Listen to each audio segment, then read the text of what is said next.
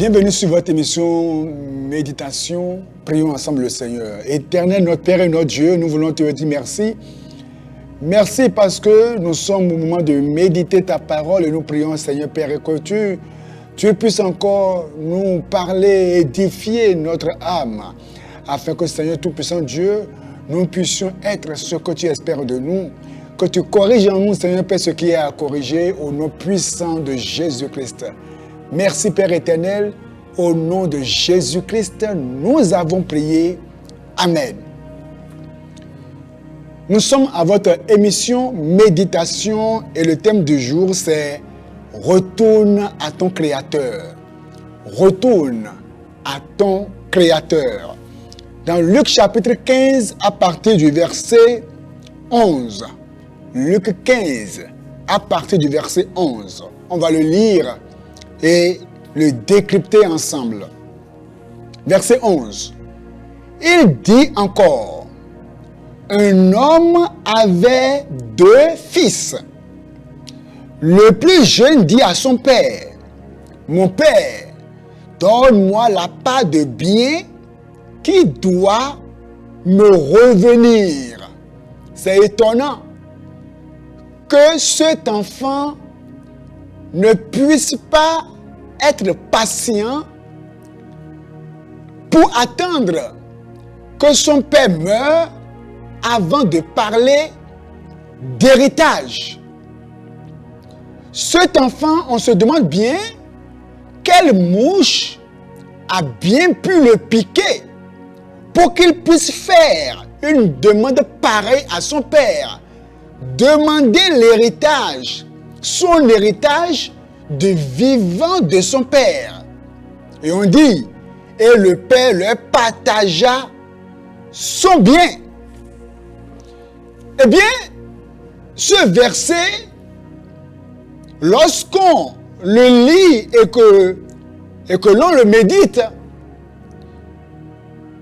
cet enfant s'est assis, cet enfant a réfléchi, cet enfant a méprisé d'abord la position dans laquelle il était. Il a méprisé sa position de fils. Il a méprisé la grâce dans laquelle il était auprès de son père. Il a méprisé même la paix qu'il avait auprès de son père. Cet enfant, il a méprisé même les soins que son père lui donnait. Et donc, ayant méprisé la grâce, ayant méprisé les soins, ayant méprisé sa position près de son père, il s'est mis donc à sentir en lui, à ressentir en lui une certaine insatisfaction. Puisque certainement ses amis seraient en train de lui dire, oh, tu es en prison là où tu es, le fils à papa qui ne sort jamais, viens voir au dehors, il y a une belle vie au dehors. Donc il s'est mis à sentir qu'il y avait un vide en lui. Il se disait qu'il perdait beaucoup de choses. Il se voyait donc en prison. Il se voyait limité dans ses mouvements. Il se disait être trop contrôlé. Et il se disait, certainement, il y a une vie meilleure au dehors. Certainement, il y a une plus belle vie au dehors. Et je vous assure que tous ceux qui se séparent du Seigneur, ça commence toujours par là.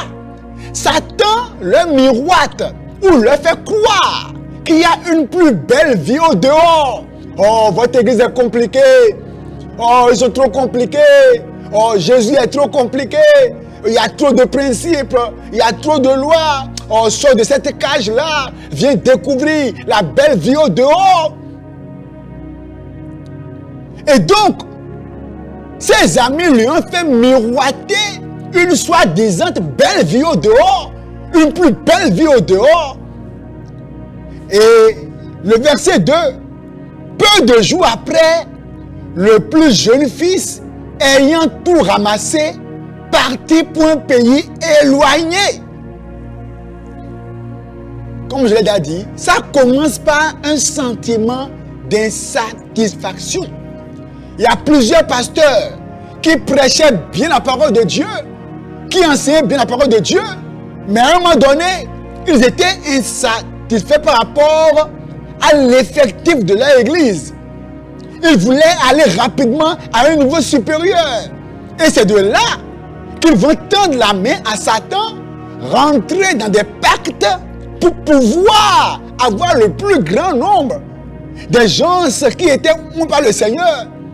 Mais souvent limités au niveau des miracles, je prie beaucoup, pas de prodiges. Il va maintenant faire quoi? Tendre la main au dehors, tendre la main à l'ennemi pour que maintenant il se mette à faire des miracles extraordinaires au péril de son âme, au péril de sa foi.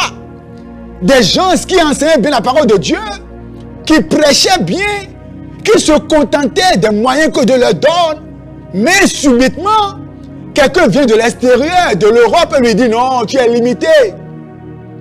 Nous sommes prêts à te construire ton église. Nous sommes prêts à soutenir les veuves. Nous sommes prêts à te payer un salaire de 800 000 le mois.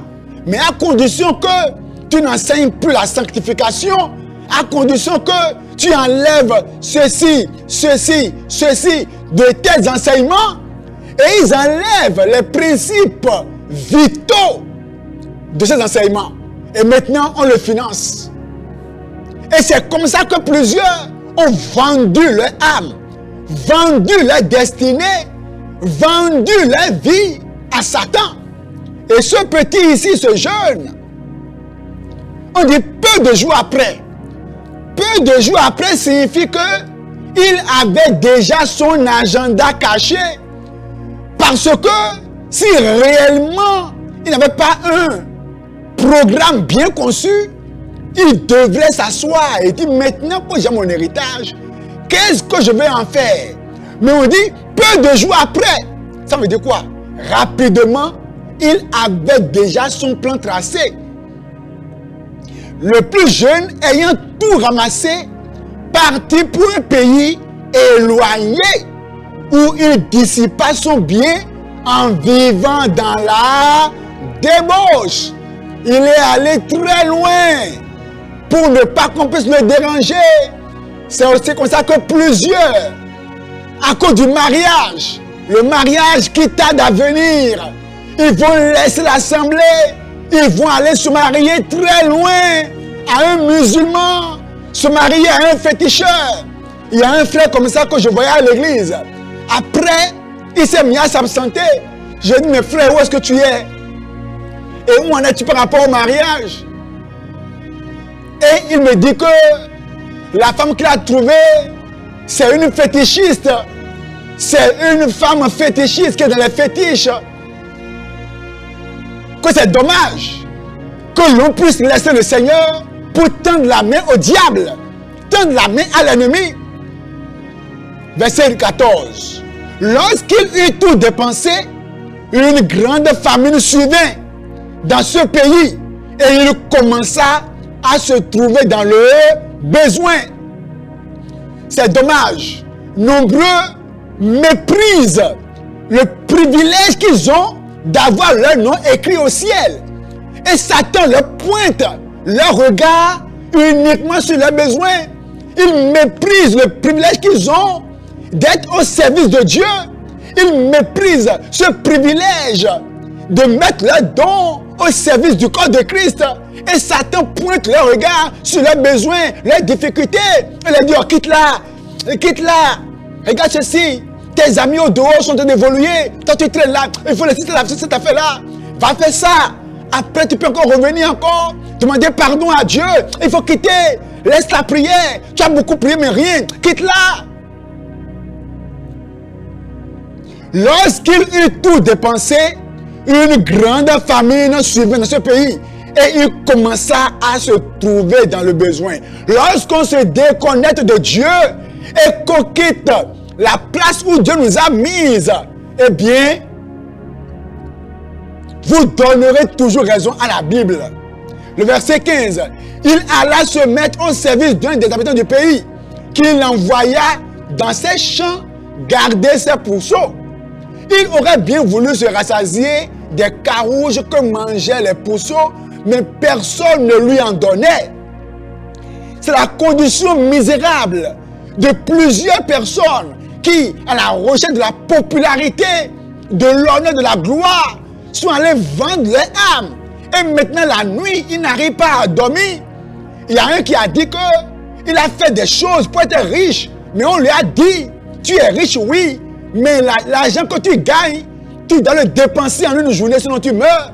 Il y a un autre, on lui a dit, l'argent que tu gagnes, tu resteras en vie à condition que la nuit, tu ne dormes jamais. Donc, à partir de 20h jusqu'au matin, tu n'as pas droit au sommeil. C'est une condition misérable, piteuse, dans laquelle on est lorsqu'on est séparé du Seigneur. Lorsqu'on laisse Dieu de côté, lorsqu'on quitte la foi, lorsqu'on pense qu'on est en retard et on cherche les raccourcis, eh bien, c'est au péril de son âme. Lui qui, chez lui, les mercenaires mangeaient correctement, lui maintenant, il n'arrive même pas à manger la nourriture des cochons. Que c'est misérable.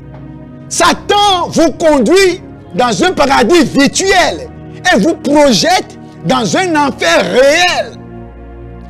À cause de l'emploi, à cause du mariage, à cause de l'enfant, à cause de la guérison, Satan a transporté plusieurs dans un paradis virtuel, un paradis mensonger, et subitement les a projetés dans un enfer réel. Maintenant, le Seigneur te dit, retourne à ton Créateur. C'est vrai, tu es allé très loin, tu te sens coupable, tu as fait des choses que tu as du mal à dire et à avouer. Tu caches ça avec la religion. Tu prends tout ton temps à confesser le même péché. Oh Dieu, j'ai commis la pornographie. Oh Dieu, vraiment, je me suis prostitué. Oh Dieu, j'ai couché avec les hommes. Le Seigneur te dit, retourne à moi. Il dit, je me lèverai. J'irai vers mon Père. Et je lui dirai, mon Père, j'ai péché contre le ciel et contre toi. Je ne suis plus digne d'être appelé ton fils. Traite-moi comme l'un de tes mercenaires. Verset 20. L'action maintenant. Retourne à ton Créateur. Toi qui m'écoutes, toi qui penses que tu es encore jeune et que tu peux vivre ta vie comme bon te semble, draguer les filles comme tu veux. Et il y en a dans l'église, sont des dragueurs de filles. Il y a des filles qui sont des séductrices. Et c'est ça leur mission dans l'église. Des pasteurs qui couchent avec les filles. La chorale qui est remplie d'impureté et d'iniquité. Des gens qui chantent, mais qui sont dans la salle d'attente pour l'enfer. Retourne à ton Créateur, où que tu sois, à qui que tu sois. Et il se leva et alla vers son père. Comme il était encore loin, son père le vit et fumé de compassion, il courut se jeter à son cou et il le baisa. Le fils lui dit, mon père, j'ai péché contre le ciel et contre toi. Je ne suis plus digne de t'appeler ton fils. Mais le père dit à ses serviteurs, apportez pour couper court. Le père a dit, mon fils que voici était mort, maintenant il est revenu à la vie. On peut être en vie, avoir son compte garni, mais être mort devant Dieu. On peut bien s'habiller, on peut être applaudi des hommes, on peut être honoré des hommes, mais chez Dieu tu es déjà mort. Retourne à ton Créateur aujourd'hui pour ne pas subir l'affre d'une mort soudaine et d'un feu éternel. Prions le Seigneur. Père éternel, merci. Je prie pour mon frère qui m'écoute, que tu l'aides à retourner à toi. Où qu'il soit maintenant, Seigneur, dans quelque péché où il est, Seigneur, aide-le, Seigneur, que ta main de grâce le saisisse et le ramène à toi, Seigneur. Merci, Père éternel. Au nom de Jésus, on a prié. Amen. Sois béni.